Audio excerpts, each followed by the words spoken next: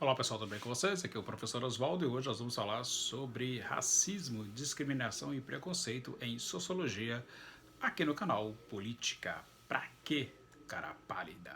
Pois bem, então vamos lá então falar sobre a questão do racismo no Brasil, né? Ou seja, falar do racismo, da discriminação, do preconceito, do racismo na escola, no dia a dia. Pois bem, para você entender, o racismo, a discriminação e preconceito são termos, né, que por serem aí utilizados diariamente ou no, geralmente, né, nos contextos, podem causar confusão. Por isso, é necessário, nós vamos hoje aqui fazer uma distinção conceitual que desfaça qualquer problema para que você aí entenda a respeito do significado dos termos. Primeiro, podemos dizer que o preconceito ele é um pré-julgamento ou um julgamento sem conhecimento de causa de algo ou alguém, enquanto que discriminar é o ato de tratar, né, uma pessoa diferente, alguém diferente. Então, esta é a questão. Enquanto discriminar, ou seja, é o ato de tratar diferente, diferenciar algo ou alguém. O racismo, por sua vez, né, além de ser uma forma de preconceito, pode manifestar-se por meio de uma ação excludente, ou seja, discriminatória. É o que acontece em muitos lugares deste nosso país chamado Brasil, ou seja, este preconceito, esta ação discriminatória quanto, né, ao povo preto.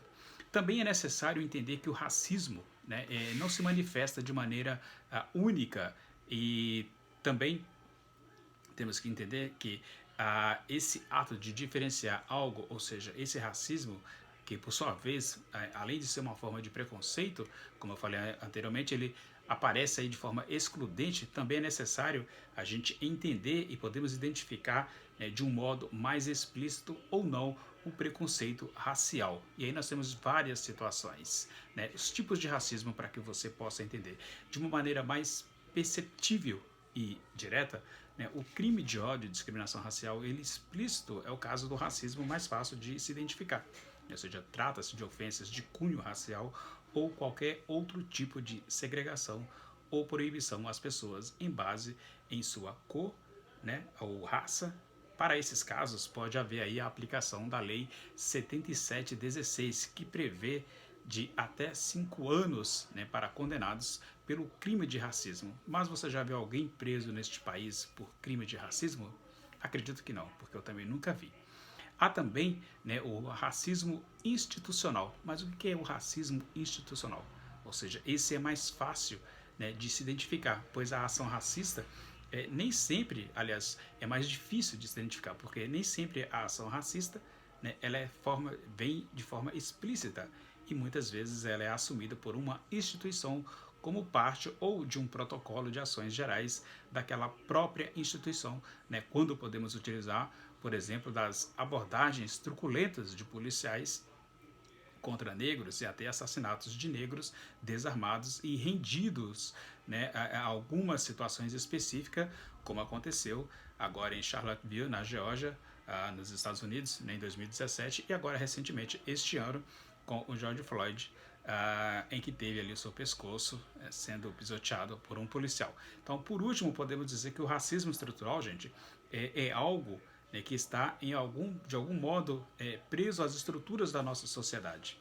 Ou seja, essa é a forma de racismo mais branda e de difícil percepção. Por isso, é um tanto quanto perigosa. Então, podemos identificar como sintomas dessa forma de racismo o fato de pessoas negras, né, ganham, segundo as estatísticas do censo do IBGE, por exemplo, menos do que pessoas brancas. E também encontramos entre a população negra, né, uma menor escolaridade. Ou seja, e em nosso cotidiano utilizamos expressões racistas, né, muitas vezes sem nos darmos conta e constatação dessas ações e situações ali aliadas à crença da normalidade, né, ser o fator de maior risco para a sociedade ao se falar de expressões, né, ao se falar de racismo.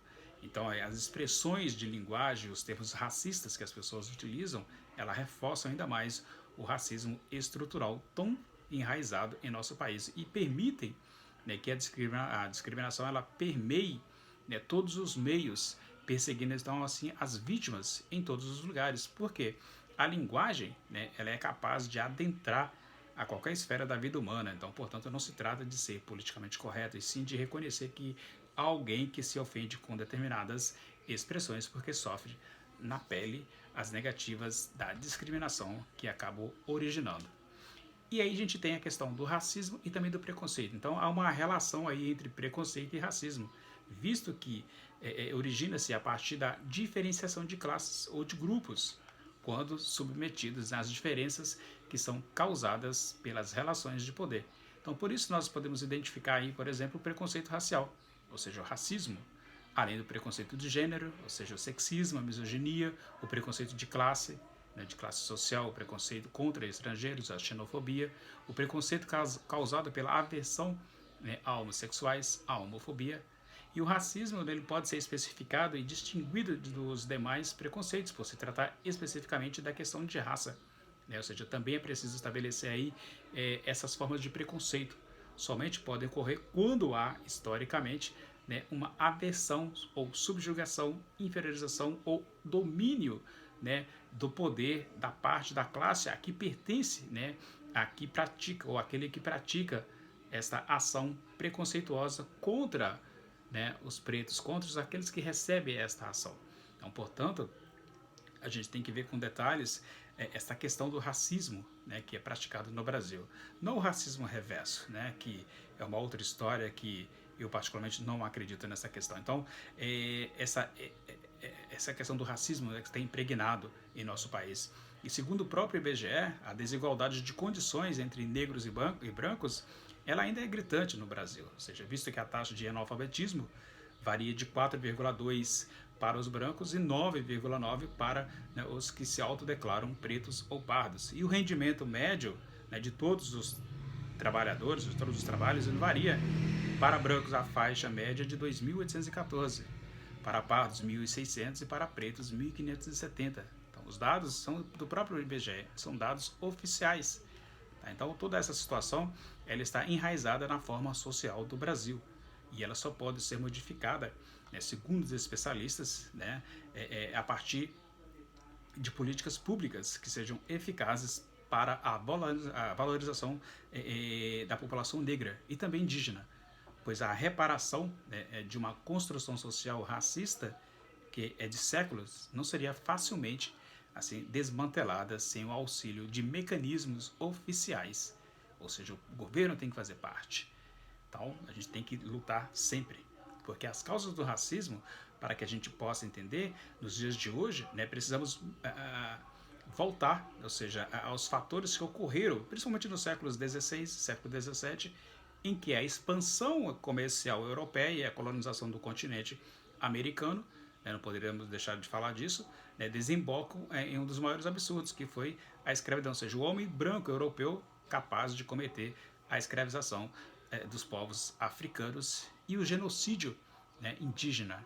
Então a gente tem essa questão aí enraizada. Então, na tentativa de justificar esse domínio, a posse sobre a vida daqueles que os europeus que formularam aí diversas teorias da supremacia racial, apontando que a raça branca seria superior, dotada de maior capacidade intelectual de domínio e, portanto, apta a possuir aí a tutela sobre raças consideradas inferiores. Então, a gente tem relatos historiográficos que chegam a revelar que os negros eram considerados, na época, animais incapazes de ter sentimento e desprovidos de alma, coisas dos europeus. E já no início do século XIX, que foi marcado aí pela alta da industrialização na Europa, nos centros urbanos europeus, e pelo pensamento positivista, que vem aí herdando ali do iluminismo, aí tem uma postura crítica em relação ao conhecimento do homem, ou seja, o conhecimento do senso comum, e a necessidade da fundamentação